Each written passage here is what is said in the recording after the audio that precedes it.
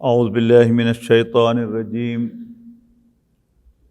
بسم اللہ الرحمن الرحیم ما اصاب من مصیبت الا باذن اللہ ومن یؤمن باللہ یہد قلبہ واللہ بکل شیء علیم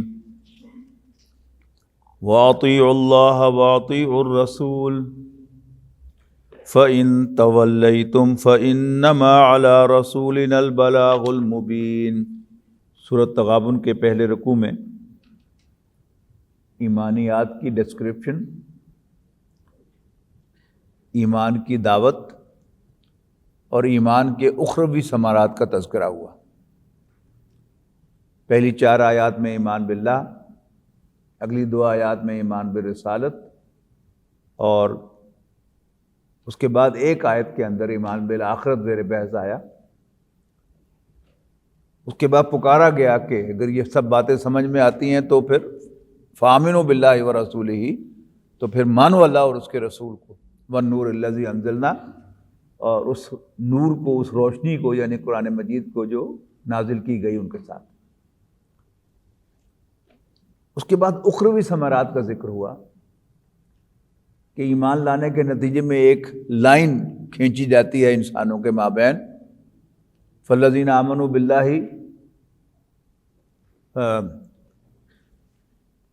ومن یؤمن باللہ ویعمل صالحا، جو کوئی بھی اللہ کو مانتا ہے اور نیک عمل کرتا ہے، یدخلہ جنات تجری من تحتہا الانہار، اللہ اس کو ایسے باغات میں داخل کرے گا جن کے نیچے نہریں بہتی ہوں گی، خالدین فیہا ابدا، ہمیشہ ہمیشہ ان میں رہنے کے لیے۔ ذالک الفوز العظیم، یہ تو ہے بڑی کامیابی۔ والذین کفروا وکذبوا بآیاتنا، اور اس کے برعکس وہ لوگ کہ جو ماننے سے انکار کرتے ہیں اور ہماری آیات کو جھوٹا قرار دیتے ہیں، اولئک اصحاب النار، یہ آگ والے ہیں، جہنم والے ہیں، خالدین فیہا، ہمیشہ ہمیشہ اس میں رہنے کے لیے، وبئس المصیر، اور وہ بہت برا ٹھکانہ، بہت برا اینڈ ہے۔ اب ایمان کے جو دنیاوی ثمرات ہیں ان کا ذکر ہے اس دوسرے رکوع میں۔ اس کے بھی 2 حصے ہیں، ایک ریسیونگ اینڈ پر اور دوسرا ڈسپرسنگ اینڈ پر، یعنی انسان کی شخصیت کے یہ 2 اینڈز ہیں۔ ایک اینڈ پر انسان ریسیو کرتا ہے فرام آؤٹ سائڈ، اور دوسرا وہ کام جو اوریجنیٹ ہوتے ہیں اس کی ذات سے۔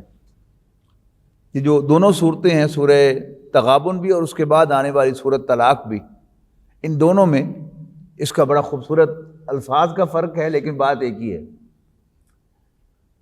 تو پہلے ریسیونگ اینڈ کا ذکر ہے، ما اصاب من مصیبت الا باذن اللہ۔ اصابہ یصیبو کے معنی ہے پڑھنا، بیتنا، جو کچھ بھی واقع ہوتا ہے انسان پر، پازیٹیو اور نیگیٹو، وہ کیا ہے؟ وہ عربی میں اصابہ یصیبو کے تحت آتا ہے۔ یہ وضاحت میں اس لیے کر رہا ہوں کہ اردو میں مصیبت صرف نیگیٹو سینس میں آتی ہے کہ جو بری چیز انسان پر بیتے اسے ہم مصیبت کہتے ہیں اردو محاورے میں، لیکن عربی محاورے میں مصیبت وٹ ایور بیفالز یو، وہ کیا ہے؟ وہ مصیبت ہے۔ ما اصاب من مصیبت، نہیں آتی کوئی مصیبت، یعنی کوئی چیز انسان ریسیو نہیں کرتا الا باذن اللہ، مگر اللہ کی اجازت سے۔ اچھا، اب یہ دنیا جو ہے، اس میں ہم میں سے کوئی شخص جو ہے وہ علیحدہ کھڑا ہوا نہیں ہے، یعنی ہم ایک سوسائٹی کا حصہ ہیں اور ایک سوسائٹی کے ساتھ انٹریکٹ کر رہے ہیں، زبانی بھی اور فزیکلی بھی۔ اچھا، اب جو بھی اس کائنات میں ہو رہا ہے اس کا ہم پر اثر پڑتا ہے۔ تو اس کے 2 کمپوننٹ ہیں، ایک ہے کرنے والا اور ایک ہے ریسیو کرنے والا۔ اب یہاں صرف ریسیونگ اینڈ کا ذکر ہم پڑھ رہے ہیں کہ مجھ پر جو بھی بیتے گی وہ اللہ کی اجازت کے بغیر نہیں بیت سکتی، یعنی کسی نے مجھے نقصان پہنچانے کی کوشش کی لیکن مجھے نقصان نہیں پہنچ سکتا جب تک اللہ کی پرمیشن نہ ہو، یا کسی نے مجھے کوئی فیور دینے کی کوشش کی، لیکن مجھے وہ فیور نہیں مل سکتا جب تک اللہ کی اجازت نہ ہو۔ یعنی ایک چھوٹی سی بات ہے جو ہمارے ایمان کا جز ہے لیکن ہمیں یاد نہیں رہتی، لیکن اگر ہر معاملے میں ہمیں یہ بات یاد رہے کہ یہ جو خیر ملا ہے مجھے یہ بھی اللہ کی اجازت سے ملا ہے، اور جو پریشانی مجھے آئی ہے یہ بھی اللہ کی اجازت سے آئی ہے، یہ اللہ کا فیصلہ ہے، تو آپ اس کو ذرا تھوڑی دیر کے لیے اپنے اوپر طاری کر کے دیکھیں تو نہ انسان کو کوئی غم باقی رہتا ہے، فکر باقی رہتا ہے، اور نہ بہت زیادہ اپنے بارے میں انسان کو ہوتا ہے کہ میں نے کوئی جھنڈے گاڑ دیے ہیں اور میں نے کوئی بڑا کمال دکھا دیا ہے۔ It's all the blessing of Allah. تو ما اصاب من مصیبت، کچھ بھی واقع نہیں ہوتا الا باذن اللہ، مگر اللہ کی اجازت سے۔ اگلی بات فرمائی وَمَن یُؤْمِن بِاللَّهِ یہد قلبہ، لیکن جو اللہ پر ایمان رکھتا ہے، یہاں صرف زبانی ایمان مراد نہیں ہے، یعنی پریکٹیکل ایمان، یقین رکھنا، اس بات کو یاد رکھنا کہ ہر کام کا کرنے والا اللہ ہے۔ وَمَن یُؤْمِن بِاللَّهِ یہد قلبہ، تو اللہ اس کے دل کو ڈائریکٹ کرتا ہے، اس کے دل کی رہنمائی کرتا ہے۔ یہ دل کی رہنمائی کیا ہے کہ عین موقع پر اس کو یاد آ جائے کہ اللہ نے کیا۔ یعنی ایک ہے ان آیات کا درس دینا، میں بھی بڑے مزے لے کر ابھی انشاءاللہ آپ کو یہ درس دوں گا، اور آپ بھی بہت اس کو انجوائے کریں گے یقیناً، لیکن یہ سننا سنانا، یہ علم، یہ معلومات میرے کسی کام کی نہیں ہے کہ جب مجھ پر کوئی واقعہ پیش آئے اور اس وقت مجھے یاد ہی نہ رہے کہ اللہ نے کیا،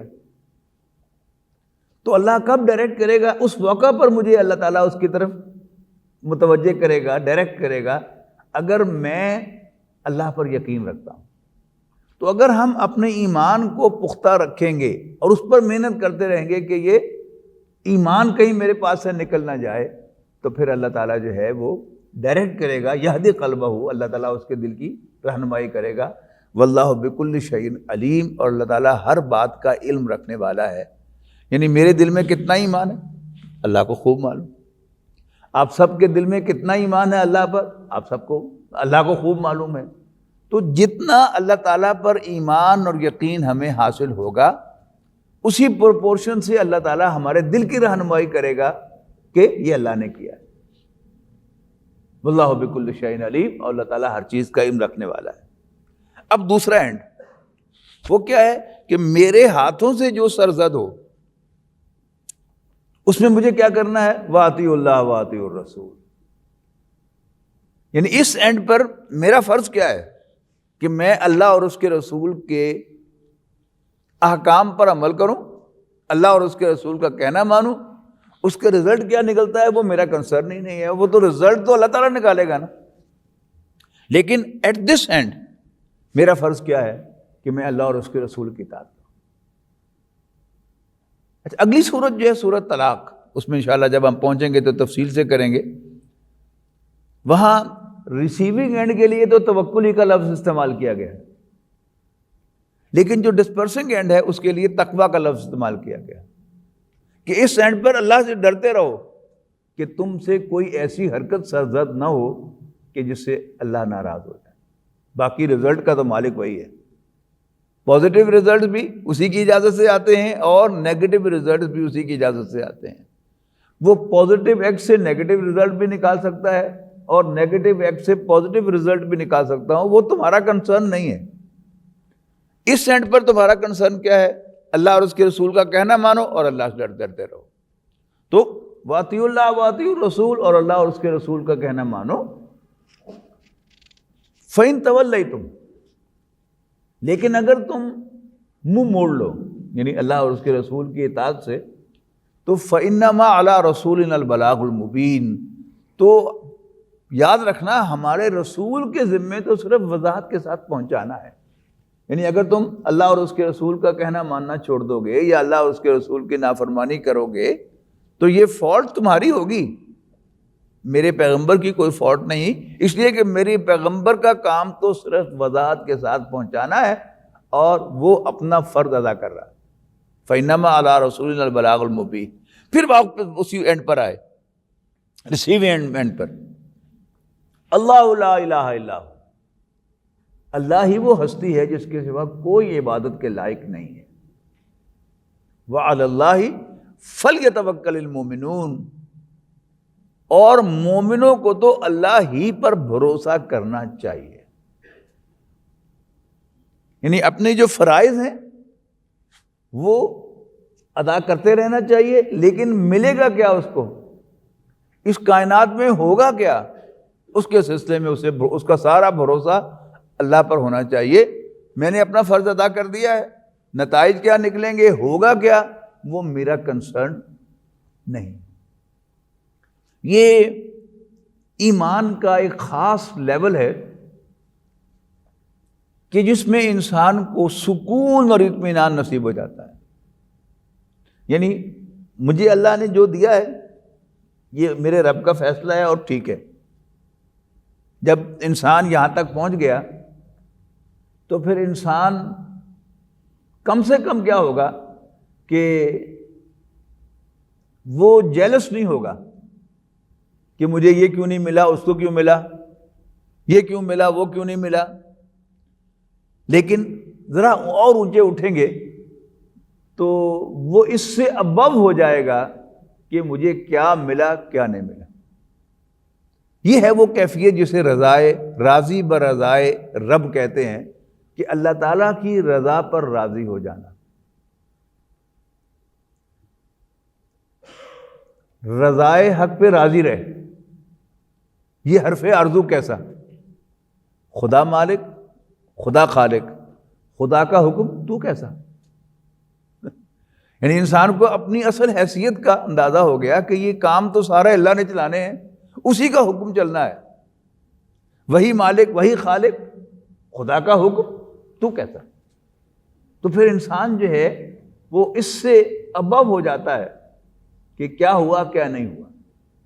تو فارسی میں ہے کہ بروں کشید ز پیچا کے ہست و بود مرا، کہ مجھے کشید کر لیا، ڈسٹل کر لیا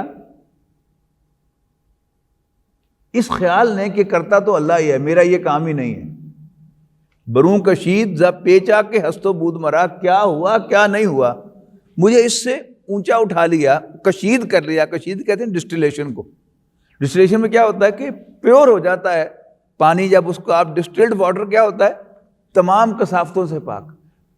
کہ بروں کشید ز پیچا کے ہست و بود مرا، چہ عقدہ ہا کے مقام رضا کشود مرا. میں اللہ کے کیے پر راضی ہو گیا تو میرے کتنے ہی عقدے حل ہو گئے، میرے ذہن کی کتنی ہی الجھنیں ختم ہو گئی، اس لیے کہ مجھے پرواہ نہیں ہے کیا ہوا کیا نہیں ہوا، اس لیے کہ وہ میرا کنسرن نہیں، وہ اللہ تعالیٰ کا کنسرن ہے، اور میں اللہ کے فیصلوں پر راضی ہو گیا. تو یہ اصل میں دنیا میں اس زندگی میں جنت جو ہے وہ یہی ہے. یعنی اگر آپ جنت کا نعمتوں کا ایک اپنے سامنے پروفائل لائیں تو وہ 3 سطحوں پر جنت کی نعمتیں ہیں. پہلی سطح جو ہے جس کو نزل کہتا ہے قرآن مجید، یعنی ابتدائی مہمان نوازی، کہ جب آپ کا کوئی مہمان آتا ہے تو آتے ہی آپ اس کو کچھ پیش کرتے ہیں اکارڈنگ ٹو دا ویدر. سخت گرمی میں آیا ہے تو آتے ہی آپ اس کو ٹھنڈا پانی ٹھنڈا مشروب پیش کریں گے، اس کے لیے اے سی ایئر کولر یا پنکھا اپنی حیثیت کے مطابق آن کریں گے. شدید سردی میں آیا ہے تو آپ اس کو گرم گرم چائے یا کافی پیش کریں گے اور اس کے لیے ہیٹر آن کریں گے. یہ کیا ہے؟ یہ نزول ہے، یہ ابتدائی مہمان نوازی ہے کہ اللہ کے لیے ایک بندہ مومن نے اس دنیا میں حلال و حرام کی تمیز کی، تو لہٰذا اس کا کھانا شرنک ہو گیا، اس کی جو لیوش زندگی تھی وہ کٹ کر ایک سادہ زندگی پہ آ گئی. اب جب وہ اللہ کے پاس مہمان بن کے آئے گا تو اللہ تعالیٰ وہ ساری کمی پوری کر دے گا. یہ کیا ہے؟ یہ نزول ہے. کھانے کو کھلا ہوگا، تعیش کا سارا سامان ہوگا. اگلی سٹیج کیا ہے کہ اللہ تعالیٰ فرمائے گا کہ میں تم سے راضی ہوں. یعنی یہ جو ایک فیلنگ ہوتی ہے، جیسے ایک امپلائی کی فیلنگ ہے کہ اگر اس کا امپلائر اس سے راضی ہو تو پھر وہ یہ اس سے ابو ہو جاتا ہے کہ کیا ملا کیا نہیں دیا، میری تنخواہ کتنی ہے. وہ اسی پر خوش ہوتا ہے کہ میرا امپلائر مجھ سے راضی ہے. ٹھیک ہے جی. یہ کیا ہے؟ یہ جنت کا دوسری نعمت ہے. رضی اللہ عنہم ورضوا عنہ، اللہ ان سے راضی ہوگا اور وہ اللہ سے راضی ہوں گے. یہ جو کیفیت ہے یہ انسان کو دنیا ہی میں مل جاتی ہے. یہ جبکہ پہلی قسم کی جو نعمتیں ہیں وہ دنیا میں بندہ مومن پر تنگ ہوتی ہیں، لیکن دوسری قسم کی جو نعمتیں ہیں کہ وہ راضی برظاہر اب ہوتے ہیں، یہ اسے دنیا میں بھی نصیب ہو جاتی ہے. امام احمد ابن حنبل رحمۃ اللہ علیہ کے بارے میں آتا ہے کہ جب انہیں ایک علمی مسئلے پر گورنمنٹ نے، خلیفہ نے ایک موقف اختیار کیا، انہوں نے اس سے اختلاف کیا، خلق قرآن کا مسئلہ تھا، اس پر انہیں قید کر لیا گیا اور انہیں کوڑے مارے گئے. تو جب ان کو قید کی سزا دی جا رہی تھی اور کوڑے مارے جا رہے تھے، وہ کہتے تھے اِنَّ جنتی معی، میری جنت میرے ساتھ ہے، تم میری کھال ادھیڑ سکتے ہو لیکن میری جنت یعنی میرے دل کا سکون تم مجھ سے نہیں چھین سکتے. اور کیفیت کیا تھی؟ یہ تو ایک افسانہ ہی معلوم ہوتا ہے کہ جب انہیں کوڑا مارا جاتا تھا تو اس وقت ان کی زبان پر آتا تھا اللہم اغفر لمستعصم. مستعصم باللہ جو اس وقت خلیفہ تھا وہی ان کو ساری تکلیف میں مبتلا کر رہا تھا، تو کہتے کہ یا اللہ مستعصم کو معاف کر دے. یعنی وہ دل کی اگر وہ کیفیت ہوگی تو زبان پر یہ کلمہ آ سکتا ہے نا، ورنہ میں اور آپ ہوں گے تو کیا ہوگا ہمارے لیے؟ تو اس کے لیے بد دعائیں نکلیں گی نا، اور ذرا اور نیچے اتریں گے تو گالیاں نکلیں گی. لیکن چونکہ ایک یقین ہے کہ یہ سب کچھ جو ہے یہ اللہ تعالیٰ جو ہے وہ میرے لیے کر رہا ہے، اور میرے لیے اس نے یہ کوڑے لکھے ہیں تو پڑھ رہے ہیں. اب بیچ میں کون ہے؟ وہ مستعصم ہے، تو یا اللہ اس کو معاف کر دے. تو جب انسان ذرا اونچا اٹھتا ہے تو پھر یہ کیفیت جو ہے وہ پیدا ہوتی ہے کہ انسان اپنے دشمن کے لیے اور اپنے خود کو تکلیف پہنچانے کے لیے بھی اس کے لیے انسان دعا کرے اللہ تعالیٰ سے. تو یہ آج صبح ہی اشفاق احمد صاحب کے بیٹے کا ایک کلپ میں دیکھ رہا تھا سوشل میڈیا پر. وہ کہتا ہے کہ جی میں بابا کے ساتھ جو ہے وہ گاڑی میں چلا رہا تھا، ہم جا رہے تھے تو ایک اشارے پر رکے تو پیچھے سے ایک موٹر سائیکل والے نے آ کے ٹکر ماری. کہتے میں نے دروازہ کھولا اور میں باہر گیا تو میں نے اس کو سنائی کہ یہ کیا کیا تم، نئی گاڑی جو ہے اس کو ڈینٹ ڈال دیا. انہوں نے کہا بھائی میں نے معاف کر دیا. میں کہ نہیں میں تو معاف نہیں کرنا، تم نوی گڈی جڑی ہے میں کہا پیسے پڑھ کے چھڑ دیں. کہتے اتنے میں بابا یعنی اشفاق صاحب جو ہے وہ بڑے غصے سے باہر نکلے اور کہا چل گاڑی سے بیٹھ چل کے. میں نہیں بیٹھا، میں اس سے بحث کرتا رہا. پھر زبردستی میرا گریبان پکڑ کے تو انہوں نے مجھے گاڑی میں بٹھا لیا اور کہا چلو گاڑی چلاؤ. اچھا کی ہوئی ایسی؟ تو ان کی کیا سی؟ انہیں دن کی کیا سی؟ وہ کہتا جی وہ کہتا سی میں نے معاف کر دو. تو ان کی کیا؟ میں کہا جی نہیں میں تمہیں معاف نہیں کرنا. اوئے یہ کل اللہ نے بھی سانو ایک کہتا کہ میں تمہیں معاف نہیں کرنا، پھر کی بنے گا؟ اب یہ کیفیت ہے نا کہ انسان کو یعنی وہ آخرت یاد آ جائے کہ میں ایک دن اللہ کے حضور کھڑا ہوں گا اور میں معافی مانگ رہا ہوں گا، اور اللہ تعالیٰ نے اگر کہہ دیا جا تن معاف نہیں کرنا تو پھر کیا بنے گا؟ تو یہ ایمان کے وہ درجات ہوتے ہیں کہ جب انسان پر اللہ پر یقین، آخرت پر یقین جو ہے وہ پختہ ہوتا ہے تو پھر یہ ایسی کیفیات جو ہے وہ انسان میں پیدا ہوتی ہیں، اور اس کے بغیر پیدا نہیں. تو ما اصاب من مصیبت الا باذن اللہ ومن یؤمن باللہ یہد قلبہ واللہ بکل شیء علیم واطیعوا اللہ واطیعوا الرسول فإن تولیتم فإنما علی رسولنا البلاغ المبین اللہ لا الہ الا هو وعلی اللہ فلیتوکل المؤمنون. اور مومنوں کو چاہیے کہ اللہ ہی پر بھروسہ کیا کریں. یا ایھا الذین آمنوا. اب کیا ہے؟ اب دوسرے اینڈ کی ذرا ایک خاص جو گھریلو زندگی میں ایک بندہ مومن وہ کیسے بیہیو کرے گا اس پر دو آیات. یا ایھا الذین آمنوا، اے ایمان والو، ان من ازواجکم و اولادکم عدوا لکم، یقیناً تمہاری بیویوں اور اولاد میں سے کچھ تمہارے دشمن ہیں. کچھ دشمن ہیں، سارے کے سارے دشمن نہیں ہیں. فَاحْذَرُوهُمْ، لیکن یہ ایسے دشمن نہیں ہے کہ جس سے لڑائی کی جائے. فَاحْذَرُوهُمْ، بس ان سے ہوشیار رہو. ٹھیک ہے جی، دشمنی سے دفاع کیسے کرنا ہے، ان سے ہوشیار رہو کہ وہ تمہیں کہیں گھسیٹ کر جہنم میں لے جائیں، کہیں ان کی محبت تمہیں ڈریگ کر کے زبردستی ایسی جگہ نہ لے جائے کہ جہاں تم جانا نہیں چاہتے تھے. ٹھیک ہے جی. اس کے بعد 3 احکام ہیں. وَإِن تَعْفُوا وَتَصْفَحُوا وَتَغْفِرُوا، اگر تم درگزر کرو گے، لینینٹ رویہ اختیار کرو گے اور چشم پوشی کرو گے اور معاف کر دو گے، فَإِنَّ اللَّهَ غَفُورٌ رَحِيمٌ، تو اللہ تعالیٰ بھی بخشنے والا مہربان ہے. اب 2 یہاں پر ہیں، بیویاں اور اولاد. پہلے اولاد کو لے لیتے ہیں. اولاد کے ساتھ ہم سب یہ رویہ اختیار کرتے ہیں، چلو بچہ جو ہے، یعنی بچہ جو ہے وہ ضد بھی کرتا ہے، نافرمانی بھی کرتا ہے، بغاوت بھی کرتا ہے، لیکن ہم اسے معاف کرتے ہیں، اس کی بہت سی حرکتوں سے درگزر کرتے ہیں، بلکہ انجوائے بھی کرتے ہیں. کیوں؟ بچہ جو ہوا.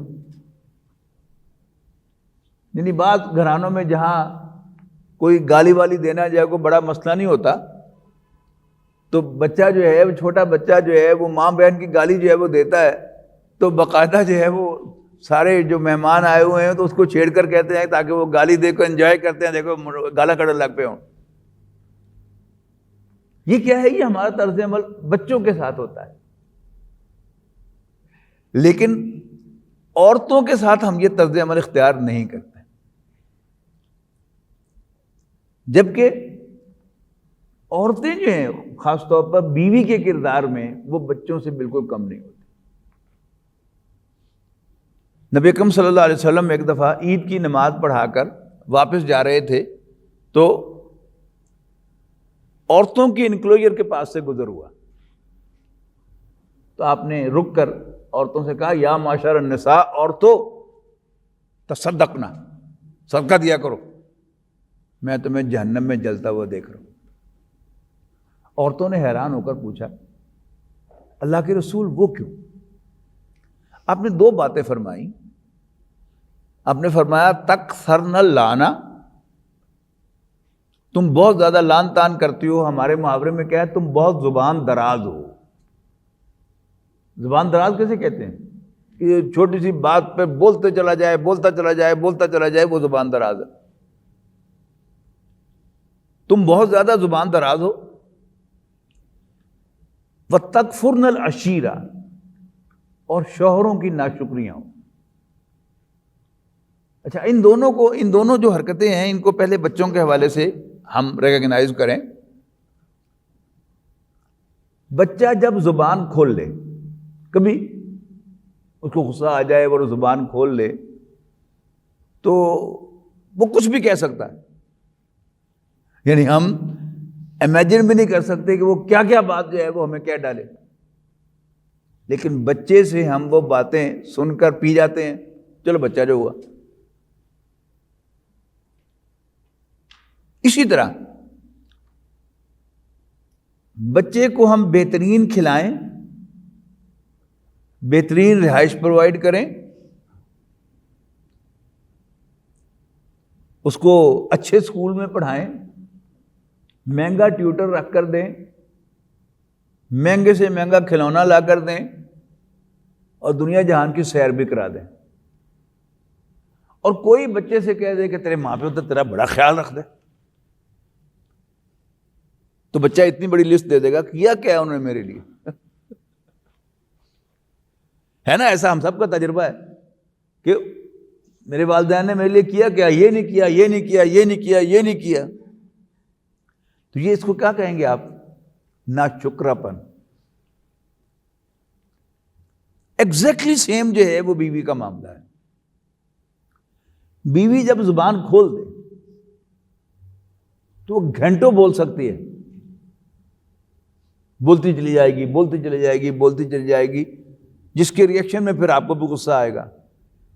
آپ کے لیے عافیت تو اسی میں ہے کہ پھر آپ وہاں سے چلے جائیں، ورنہ آپ کو بھی غصہ آئے گا اور آپ طلاق دے ماریں گے۔ تو بہرحال پہلے یہ بات کہ نبی اکرم صلی اللہ علیہ وسلم نے فرمایا کہ یہ عورت کی نیچر ہے، وہ اپنی جو اللہ تعالیٰ نے اس کی سکن بنائی ہے اس سے آؤٹ گرو نہیں کر سکتی، بولتی ہے، بولے گی۔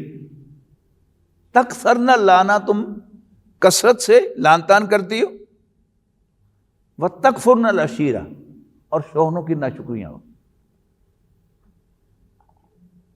شوہر نے اپنی بیوی کے لیے کیا کچھ نہیں کیا ہوگا، اس کو کھلایا، پہنایا، بہترین لباس لے کے دیا، اس کو زیورات بھی بنا کے دیے، اور اس کا دعا دارو بھی کیا، یہاں تک کہ کبھی بیمار ہوئی تو رات اس کے ساتھ جاگا بھی صحیح، جبکہ صبح اس نے آفس بھی جانا ہے۔ لیکن کسی چھوٹی سی بات سے اگر عورت بگڑ جائے تو آپ کو ذہناً تیار رہنا پڑے گا کہ وہ آپ سے کہہ دے کہ میں نے 25 سال 20 سال 30 سال ایون 50 سال تیرے گھر میں کوئی سکھ نہیں دیکھا، ٹھیک ہے نا؟ اگر آپ اس کے لیے تیار نہیں ہیں تو پھر آپ کو غصہ آئے گا، اور اگر آپ نبی اکرم صلی اللہ علیہ وسلم سے اس کے فرمان کے مطابق عورت کو پہچان لیں گے کہ یہ دو اس کی نیچر ہیں، زبان درازی اور ناشکرا پن، تو پھر نہ صرف یہ کہ آپ کو غصہ نہیں آئے گا، آپ انجوائے کریں گے اور دل میں کہیں گے کہ اللہ کے رسول نے سچ ہی فرمایا تھا، ٹھیک ہے نا؟ تو دو یعنی کریکٹرز یاد رکھیے گا، تکثرن لانا، تم بہت زیادہ لان تان کرتی ہو، وتکفرن العشیرہ، اور شوہروں کی ناشکریاں ہو۔ تو عورت کی نیچر کا یہ حصہ ہے، she can not outgrow her skin جو اللہ نے اس کو دی ہے۔ اب انسٹرکشن کیا ہے، یعنی اس بات کو ذہن میں رکھتے ہوئے یہاں تو اتنا کہا نا کہ تمہاری بیویوں اور تمہاری اولاد میں سے کچھ تمہارے دشمن بھی ہیں، ان سے ہوشیار رہو۔ اب ہوشیار ایک بہت جامع لفظ ہے، کانشیس کے معنی میں بھی آتا ہے اور رسپونڈنٹ کے معنی میں بھی آتا ہے کہ فوراً رسپونڈ کرنا اور پراپرلی رسپونڈ کرنا، ہوشیاری کے ساتھ سمجھداری کے ساتھ رسپونڈ کرنا۔ اب 3 انسٹرکشن دی جا رہی ہیں ایک ہی مفہوم کی۔ وَإِن تَعْفُوا، عفو کہتے ہیں چھوڑ دینے کو، سادہ ترجمہ کیا ہوگا؟ اگر تم زیادہ ٹوکا ٹاکی نہ کرو، بات بات پر ٹوکنا نہیں، چلنے دینا۔ جیسے ہاکی میں ہوتا نا، فاؤل ہوا، امپائر نے وسل بجائی، اتنے میں گیند خود ہی دوسری ٹیم کے پاس چلا گیا تو ایک چھوٹی سی وسل اور بجاتا ہے کہ کنٹینیو، یہ عفو ہے۔ داڑھی کا جو حکم ہے نبی اکرم صلی اللہ علیہ وسلم کے فرمودات میں، وہ کیا ہے؟ اعفؤ اللحیٰ، داڑھیوں کو چھوڑ دو، وقص الشوارب، اور مونچھوں کو تراشو۔ چھوڑ دینا یعنی ٹوکا ٹاکی نہ کرنا، گاڑی کو چلنے دینا۔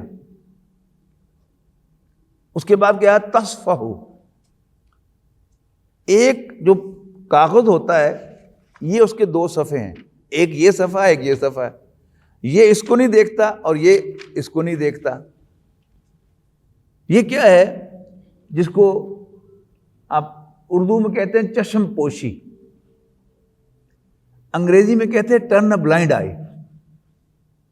یعنی اگر تم، فارسی ترجمہ آپ کو عام طور میں ملے گا پہلا، عفو کا درگزر، اگر تم لینیٹ ہو اور چشم پوشی کرو، سنی انسنی کر دو، ہر بات کا نوٹس لینا ضروری نہیں ہے، as if you haven't seen, as if you haven't heard, سنی انسنی اسی کو کہتے ہیں نا، اور ٹرن اے بلائنڈ آئی بھی یہی ہے۔ اور پھر تیسرا ہے وَتَغْفِرُوا، اس کا میں نے ترجمہ کیا معاف کر دو، حالانکہ معاف تو عفو والا لفظ ہے۔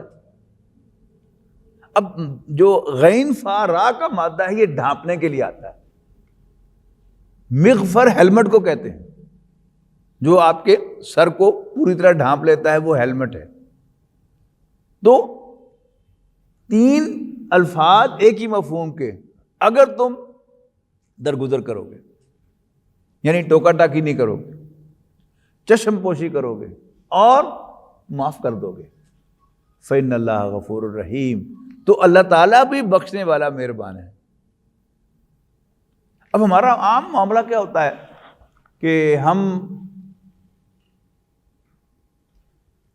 بعض اوقات بڑے آئیڈیلسٹ اور پرفیکشنسٹ ہو جاتے ہیں اور کسی کو معاف کرنے کے لیے تیار نہیں ہوتے۔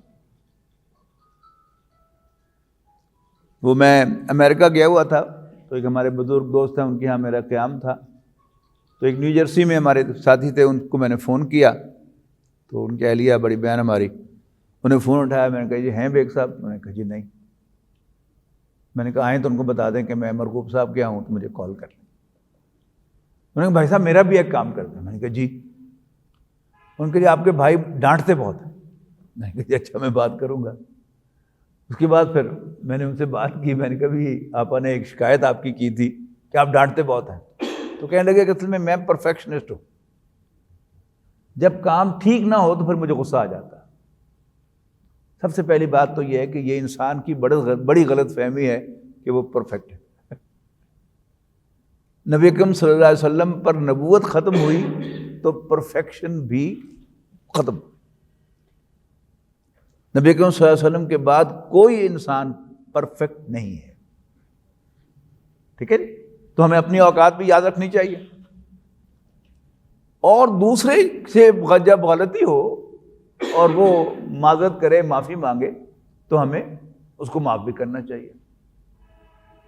تو جب ہم اللہ تعالیٰ کے سامنے ہاتھ اٹھاتے ہیں تو کیا کہتے ہیں کہ یا اللہ میں بڑا گناہ گار ہوں تو مجھے معاف کر دے۔ تو جب ہم اللہ تعالیٰ سے معافی مانگتے ہوئے، اللہ تعالیٰ کے سامنے ہاتھ اٹھاتے ہوئے اللہ تعالیٰ سے درخواست کرتے ہیں معافی کی، تو ہمیں اپنے چھوٹوں کے لیے، اپنے جونیئرز کے لیے، اپنے ماتحتوں کے لیے بھی یہ جو ایٹیچیوڈ ہے یہ اپنانا چاہیے۔ کیوں؟ یہ جو فرمایا ان تعفوا وتصفحوا وتغفروا، یہ شرطیہ جملہ ہے نا، کہ اگر تم درگزر کرو گے، چشم پوشی کرو گے اور معاف کر دو گے تو اللہ بھی بخشنے والا مہربان۔ وہ جو اشفاق صاحب نے بات کہی، وہی تو یہ کیوں کیا؟ یہ اللہ میاں نے سانو کہتا کہ میں تو معاف نہیں کرنا، تو پھر کی بنے گا؟ یعنی اگر یہ انسان کو یاد رہے کہ کل کو میں نے بھی پیش ہونا ہے اور کس درخواست کے ساتھ پیش ہونا ہے، معاف کرنا۔ تو وَإِن تَعْفُوا وَتَصْفَحُوا وَتَغْفِرُوا فَإِنَّ اللَّهَ غَفُورٌ رَحِيمٌ، تو اللہ تعالیٰ بھی بخشنے والا مہربان ہے۔ انما اموالکم واولادکم فتنہ، یقیناً تمہارے مال اور تمہاری اولادیں، تمہارے بیٹے ایک آزمائش ہے۔ آئی ڈونٹ تھنک کہ اس کی کوئی خاص ایکسپلینیشن کی ضرورت ہے کہ مال ایک بہت بڑی آزمائش ہے۔ یعنی مال سامنے آ جائے تو بڑوں کا پھر دل جو ہے وہ اس کے لیے آ ہی جاتا ہے کہ چلو تھوڑا سا نرمی کر دیں، تھوڑا سا اصول بدل لیں، تھوڑا سا یہ کام کر لیں، پھر توبہ کر لیں گے۔ اسی طرح اولاد تو اتنا بڑا فتنہ ہے کہ ایجوکیشن پروفیشن میں یعنی بڑے بڑے اسٹرکٹ پروفیسرز کہ جو خود بھی بڑے اسٹرکٹ ہیں اپنی ڈیوٹی ادا کرنے میں، اور اپنے اسٹوڈنٹس کے ساتھ بھی بڑے اسٹرکٹ ہیں، اور ایز ایگزامینرز بھی بڑے اسٹرکٹ ہیں، کسی کی سفارش نہیں مانتے اور بالکل صحیح مارکنگ کرتے ہیں۔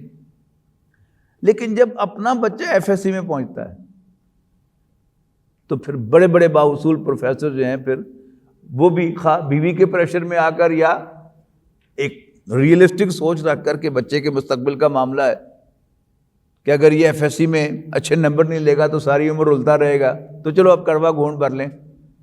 یہ ہے اولاد کا فتنہ۔ انما اموالکم و اولادکم فتنہ، بے شک تمہارے مال اور تمہارے بیٹے ایک آزمائش ہے۔ واللہ عندہ اجر عظیم، جبکہ اللہ کے پاس بہت بڑا اجر ہے. یعنی ہم اولاد کے بارے میں کیوں پریشان ہوتے ہیں کہ بڑھاپے میں کام آئے گی، لیکن کتنوں کی اولاد کام آتی ہے. یعنی اب تو ایک دلچسپ بات یہ ہے نا کہ جتنے لوگ اپنی اولاد کے لیے سرخ کو سفید اور سفید کو سرخ کرتے ہیں، اور پھر بیٹا جو ہے وہ ڈاکٹر بن گیا، اور پھر وہ پوسٹ گریجویشن کے لیے امریکہ گیا، برطانیہ گیا، وہاں سے واپس ہی نہیں آیا، تمہارے کس کام آیا؟ تو 2 کنال کے 4 کنال کے گھر ہیں، اور ایک بڈھا بڈھی جو ہیں اس میں اکیلے بیٹھے ہوئے ہیں. ایک بیٹا جو ہے وہ جرمنی میں، ایک امریکہ میں، 2 آسٹریلیا چلے گئے ہیں. تو کیا ہے؟ انما اموالکم و اولادکم فتنہ. اگر انسان یہ سمجھے کہ یہ اولاد اور مال میرا ایسٹ نہیں ہے، اللہ تعالیٰ مجھے ان کے ذریعے سے آزما رہا ہے، لہذا مجھے اللہ کو راضی کرنا ہے، اللہ سے اجر پانا ہے، میں نے ان کے پیچھے نہیں بھاگنا. تو انسان کی زندگی بڑی آسان ہو جاتی. انما اموالکم و اولادکم فتنہ واللہ عندہ اجر عظیم. اب اس کے لیے پازیٹیو انسٹرکشن، فاتقوا اللہ ما استطعتم.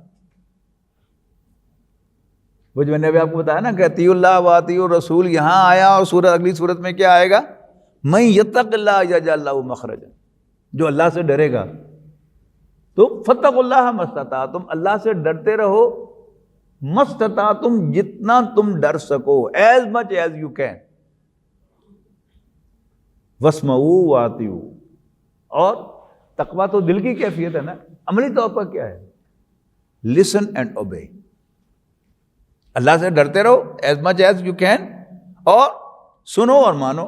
listen and obey اللہ اور اس کے رسول کو. وَأَنفِقُوا، اور خرچ کرو. خَيْرًا لِأَنفُسِكُمْ، اس کے 2 مفہوم لیے گئے ہیں. اپنے اوپر بھی اچھا خرچ کرو. نبی اکرم صلی اللہ علیہ وسلم کے سامنے ایک مسلمان آیا پھٹے پرانے کپڑوں میں. تو آپ نے پوچھا کہ میں نے سنا تم پر اللہ کا بڑا فضل ہے. اس نے کہا نام یا رسول اللہ. جی اللہ کے رسول ایسا ہی ہے. آپ نے کہا تمہارے کپڑوں سے تو نظر نہیں آ رہا کہ تم پر اللہ کا فضل ہے. اب اس کو آپ کنفیوز نہ کریں حضرت عمر رضی اللہ تعالیٰ عنہ کے ساتھ کہ ان کے پیبند لگے ہوئے کپڑے ہوتے تھے. اس لیے کہ وہاں پر اب وہ کیا تھا، انہوں نے اپنا کوئی کاروبار نہیں کیا. جب انہوں نے خلافت سنبھالی تب ان کی جو ساری جو لائبلٹیز تھیں وہ ریاست پر آ گئیں. اب ریاست میں وہ اتنے دیانتدار ہیں کہ اگر میرا پیبند لگا کے گزارا ہوتا ہے تو پھر مجھے کوئی حق نہیں ہے کہ میں کوئی نیا کپڑا جو ہے وہ بیت المال میں سے بنواؤں. تو دوسرا مفہوم کیا ہے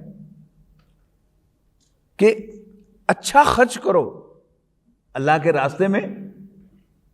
خیرا لانفسکم، اور خرچ کرو یعنی اللہ کے راستے میں بھی خرچ کرو، یہ تمہارے لیے بہتر ہوگا.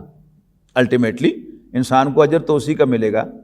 وَمَن یوق شح نفسہ فاولئک هم المفلحون. اور جو دل کی کنجوسی سے، دل کی بخیلی سے بچا لیے جائیں وہی کامیاب ہونے والے ہیں. یہ بخل اصل میں دل کا ہوتا ہے. جیسے محاورہ ہے نا کہ الغنا غنا النفس، تونگری، ایفلوئنس جو ہے وہ دل کی ہوتی ہے. اگر انسان کا دل نہیں بھرتا تو پھر بے شک وہ ٹریلینئر ہو جائے تب بھی وہ بھوکا ہی ملے گا، نظر آئے گا، اس لیے کہ وہ دل کا تونگر نہیں ہے. فزیکلی ابنڈنس بہت زیادہ اس کے پاس، لیکن اس کا دل نہیں بھرا ہوا تو وہ کیا ہے؟ وہ غریب ہے، تنگ دست ہے.